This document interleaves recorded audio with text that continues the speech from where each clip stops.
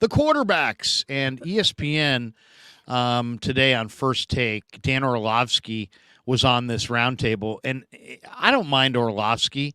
Some of these other people on this panel are just flat out annoying as hell. But listen, this is Dan Well, Orlovsky. that's Hold on a fair second. to We say. pause Like, it. we don't Wait, know. hold on. We'll pause this for just a second. Orlovsky looks like Joy Taylor, another blonde lady. I'm not sure she is, and I'm not sure who the guy is opposite him. But Orlovsky's a former NFL quarterback. They're talking 49ers. And the question was, are you confident that Brock Purdy can lead the 49ers to a Super Bowl? Brock Purdy was 7-1 as a rookie, including the playoffs last year. The Niners, of course, lost in the NFC Championship game for the second straight season. It all says that here on the bottom of the screen. But I wanted to get your thoughts on Orlovsky's take here on Purdy and Darnold and the Niner quarterbacks, and then their reaction to it. And we can talk about that first. Here's Dan Orlovsky this morning on ESPN's First Take. Oh, well, that's fair to say. Like, we don't know exactly who Brock Purdy is. I'm very confident. Incredible last year, but it was the first year. And that's absolutely fair to say. Yes, he can lead them to the Super Bowl. I think Brock Purdy and or Sam Darnold can take them to the Super Bowl, if I'm being dead honest. Sam Darnold. Absolutely. Absolutely. Sam Darnold is a incredibly talented. He's the most talented quarterback they have in the roster, throwing the ball wise. So, great defense. We all know that. Weaponry, Kyle Shanahan.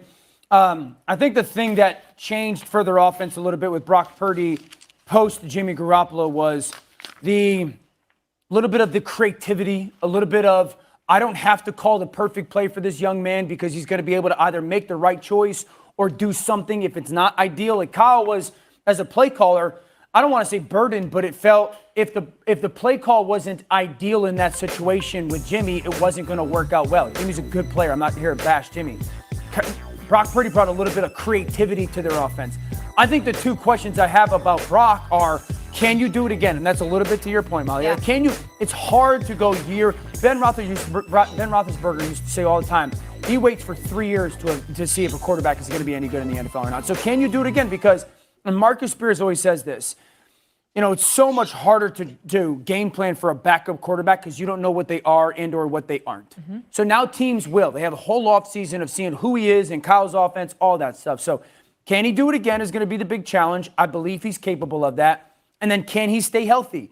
We know the history of quarterbacks there. They don't stay healthy, and he obviously got hurt last year. Those are their two biggest questions, more so than is the young man good enough? I think he is, and I think he'll do it again. But he has to go show that he could do it in the NFL. Oh, well, that's fair.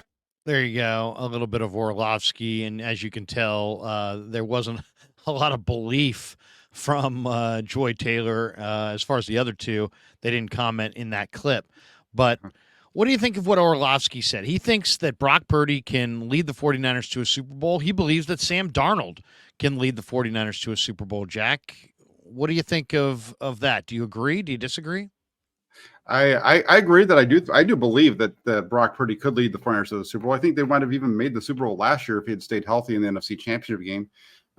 So beyond that, I think he's going to be fine. I just the whole thing around this is just a matter of him staying healthy. If he stays healthy, if the team around him stays healthy, this is a Super Bowl team. Even if he doesn't necessarily have guys like something happens to McCaffrey, I think they're still going to be okay. Or something happens to Debo. He's shown that he can get through that. It's if they have a number of issues that might slow him down, or if the defense doesn't play at the level that they need them to play.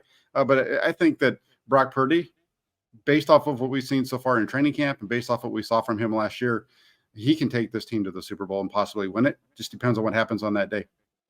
By the way, I said that was Joy Taylor. Somebody's in the chat saying it's Molly something. I don't Molly know. Curum, I think is her name. Oh, okay. Sorry about that, Molly. Anyway, didn't recognize Molly, and I didn't recognize the other two people on that panel either. But Orlovsky was the only one talking, so it really doesn't matter. The thing about it is, the health part of it is a big question. When people bring up the 49ers and their ability to, there it is, Keith Foster says, Molly Querum? There you go. People bring up the 49er quarterbacks. They always bring up, well, can they stay healthy? Do the 49ers, in your mind, do anything different than other teams that puts their quarterbacks in harm's way, or is it literally just bad luck that their quarterbacks have gotten hurt through the years? That's an interesting one.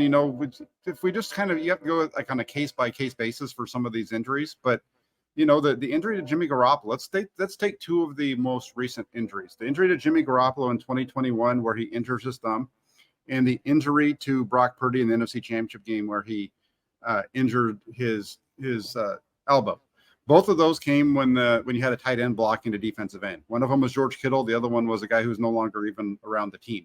And is that something that only the 49ers do? No, there's other teams around the NFL that use tight ends to block those defensive ends. An argument can be made again in the NFC Championship game that it shouldn't have been a tight end there, that it would have been better if they had a scheme more similar to what the Chiefs did 2 weeks later, where they were double teaming that Hassan Reddick, using a tight end to kind of chip, and then the tackle coming off after, a little bit less of a run heavy look on their play action, that kind of thing. But that's a long-winded answer to say no. I don't think they do anything necessarily different from other teams that's causing their quarterbacks to injure. You look across the NFL, and there's a lot of teams last year that had to go at least to their backup quarterback. I think there was only like 7 or 8 teams, maybe 9 last year that had their quarterbacks play a full 17 games. I just looked at the Purdy injury as somewhat freakish. I think you could probably say the same thing about the Garoppolo injury, right? I mean, he took a knee to the ankle and had to wind up with a Liz Frank foot injury right there on the base of the foot and ankle. I mean, what did the 49ers necessarily do, or even the 49er offensive line do to cause the Garoppolo injury? Well, I mean, he was getting sacked. He was trying to fight for more yardage. A D lineman put his knee down on the wrong spot of his foot, and there you go.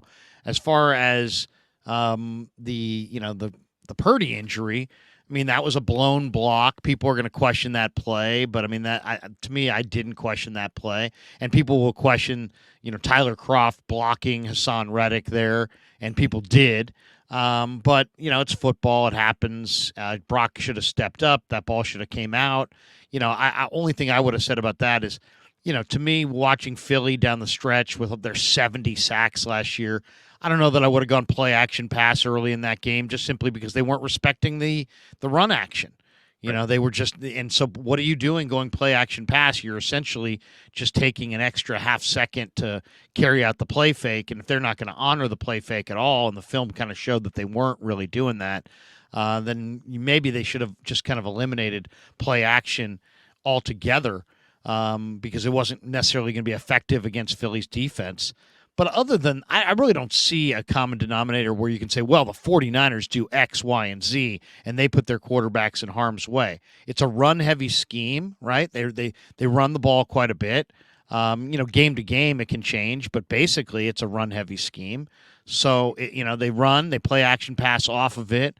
I don't necessarily see any culpability or blame that can be thrown at the 49ers for how they handle their quarterbacks.